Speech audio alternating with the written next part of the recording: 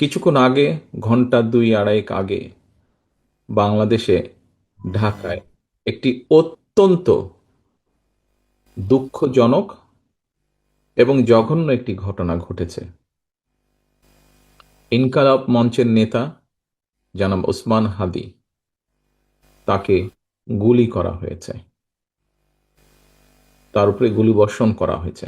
আমরা কিছুদিন আগে দেখেছি চট্টগ্রামে একইভাবে আমাদের আরেক প্রার্থীকে গুলি করা হয়েছিল।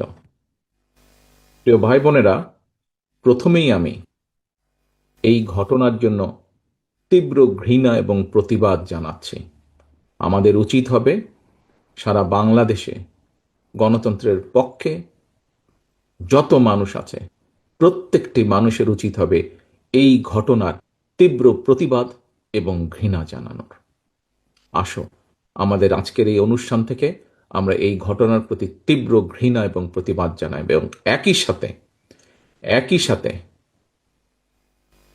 বিএনপি এবং ছাত্র দলের দায়িত্বশীল একজন কর্মী হিসাবে আমাদের দায়িত্ব হবে প্রশাসনকে, যারা এই ঘটনার সুষ্ঠু তদন্ত করবে, তাদেরকে আমাদের অবস্থান থেকে